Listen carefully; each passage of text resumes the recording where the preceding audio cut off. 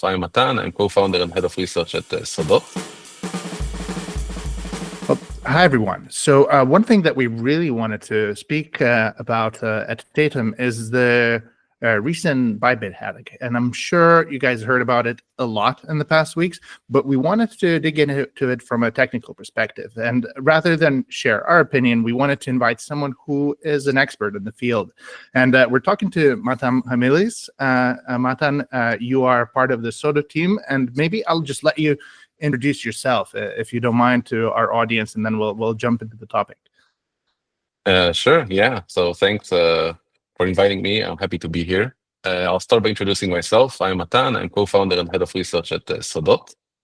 And we are working really hard on making the bleeding edge tech available to our customers. And, it requires quite a lot of research involved.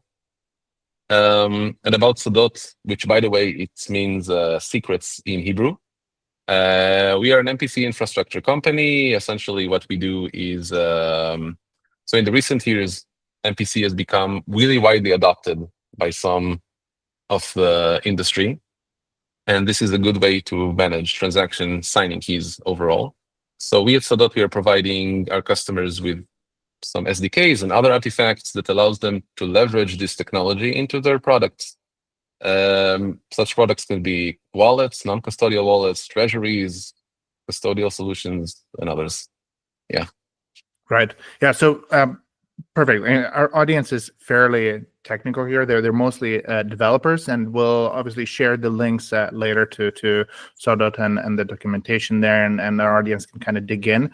But the topic today, and we kind of want to look at it from a bit of a more a technical point of view. So if you can kind of walk us through, so the hack that happened, the exploit by the Lazarus group, if you look at kind of step by step what happened, can you just walk us through it so that we have a kind of a path there, to see how it ended up being this way? Yeah, sure. So first, I think it's worth mentioning that there's still an ongoing investigation and some parts are still half known.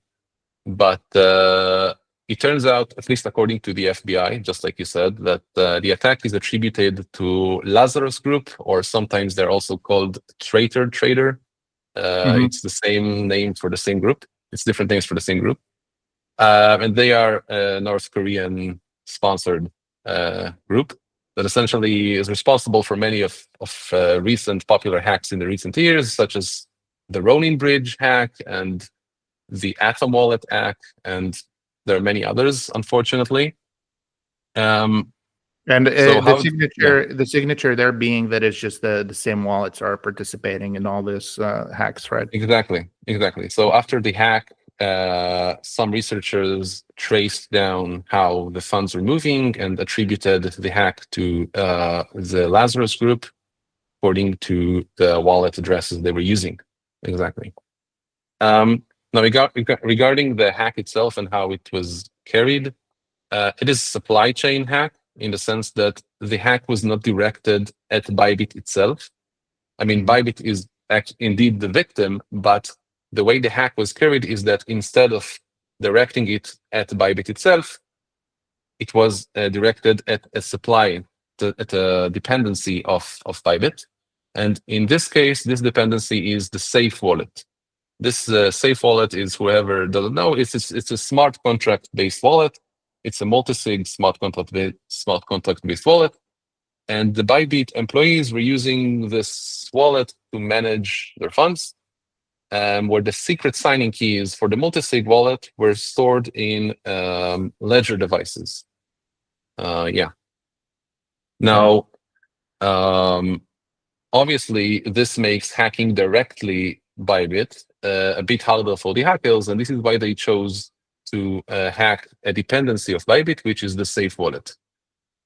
Now, what happened is that essentially, by means of socially engineering one of the developers at Safe Wallet, the hackers were able to execute some malicious program. This is still not clear what exactly this program is. As far as I understand, this is some sort of a Docker image that contains some malicious code that this developer was executing, but this is still not fully confirmed to my current knowledge. Interesting. So, and do we know how that Docker or whatever file made it into the device at the moment, or unknown yet? No, but this is clearly is some form of social engineering, in the sense that they were knowing what kind of programs this developer was using, and by approaching the program somehow online, probably made him execute this kind of program. And eventually this allowed the malicious program, and therefore the hackers, to gain some credentials to the AWS cloud account of SafeWallet.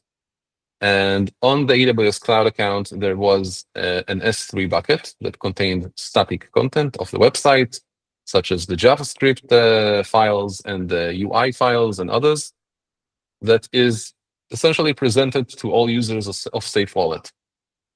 And what the hackers did, and this is a quite sophisticated hack that showcases how this was specifically directed at Bybit, they altered the JavaScript files that are downloaded by all users of SafeWallet in a way such that the hack is triggered only when the public key that is associated with, or the public address that is associated with Bybit is using the wallet.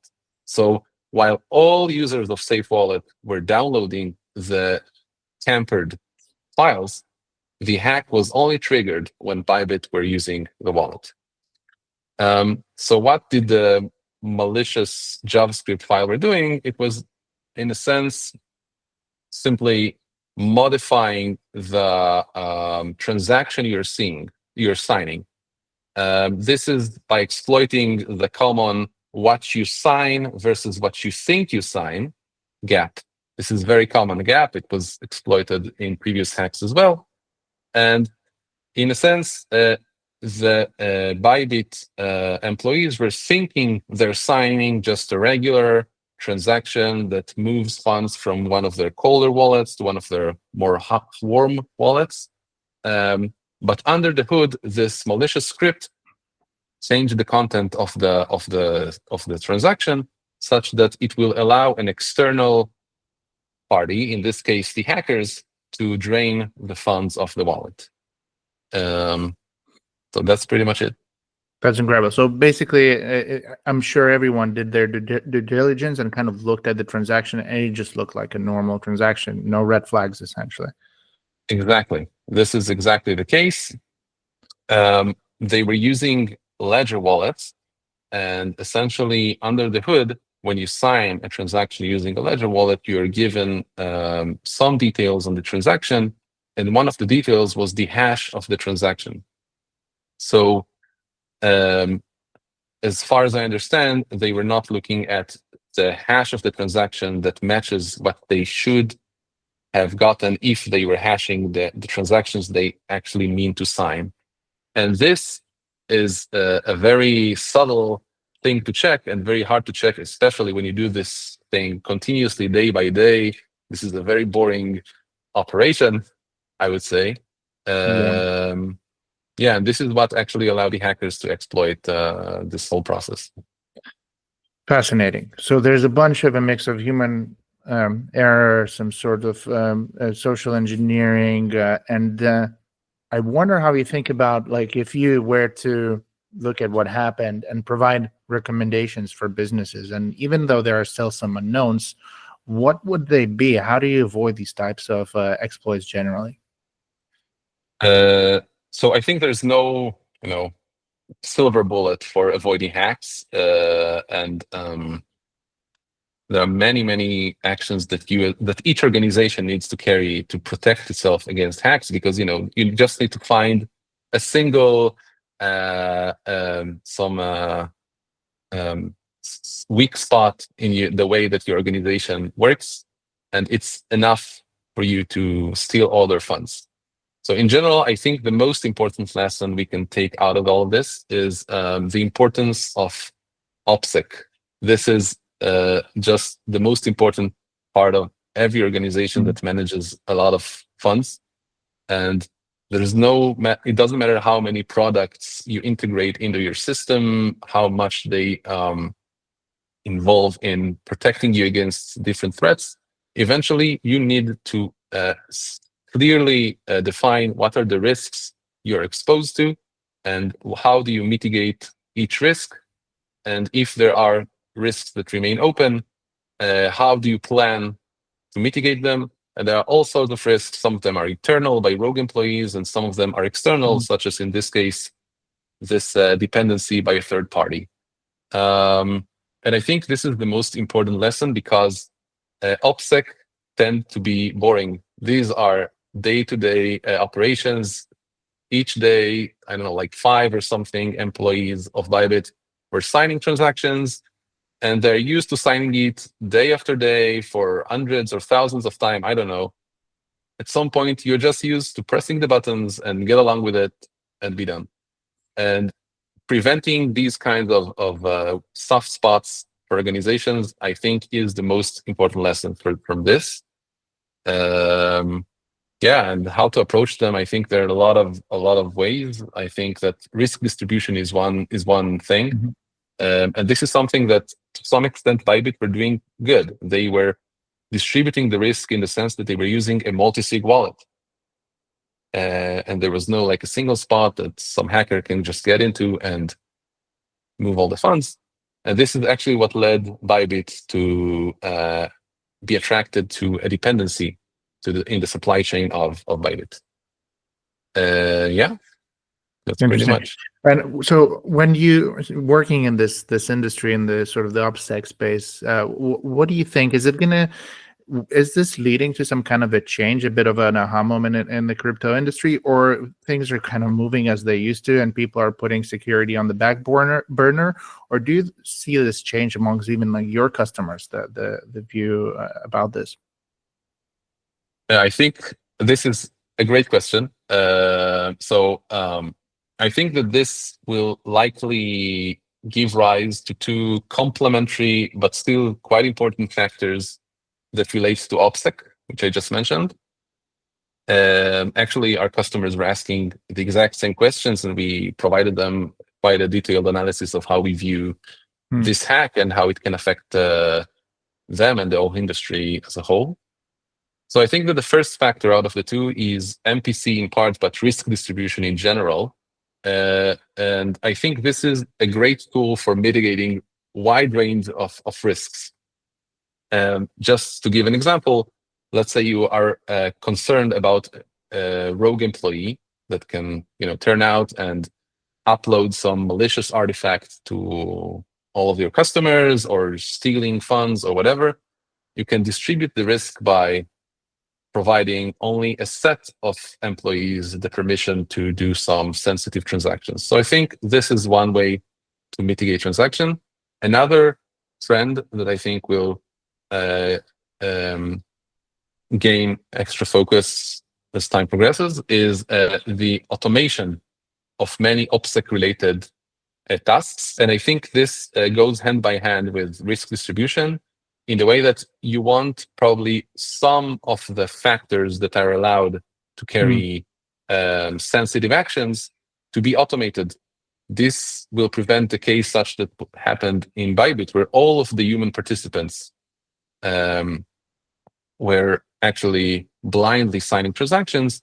In this case, what if at least some of the signing entities were automated and were following some predetermined set of policies? I think this, among probably many other ways, could have prevented this hack. And we're actually also at the Sodot, we try to provide our customers the means to integrate such policies into their signing workflows. Yeah. Interesting. And even through automation, is it possible to solve this problem with the hash that was on the ledger, essentially wallet, and it was changed by the bad actors, or that's something else that needs to solve it? So I think this is an even better question in the sense that given a transaction, it's really hard to tell whether it's malicious or innocent, right? It's really hard just given a transaction tell if it has bad intentions or not, especially on blockchains that involve smart contracts where you also need to simulate to really understand the effect of every transaction you carry. So yeah, by comparing hashes, I think this is obviously not enough. The hash itself doesn't have much to say. But if some external policy engine would have gotten the whole transaction detail, it could have, say, simulated and tell whether it possibly carries some malicious actions, some anomalous actions, some actions that it suspects for the user not to have meant originally. I think this distribution of having one of the co-signers to do this automatically, there are a lot of interesting approaches for this using AI and using transaction simulations, and there are great companies outside that are focused directly on this. And I think this can go hand by hand really good with risk distribution to give an overall better security standards. Yeah. So we mentioned your website. Obviously, we'll leave it for the developers to check out the documentation. Anywhere else you would point them to learn a bit more about what you do, some resources, how to get in touch with you guys? Yeah, so actually, we have recently published our Twitter/X page. So we also constantly post some of the progress we are doing also there. We also have an active LinkedIn page. On our website, we also have some button that allows you to schedule a meeting with us. We're always happy to meet new people. We've had really good meetings with others that led to really interesting ideas.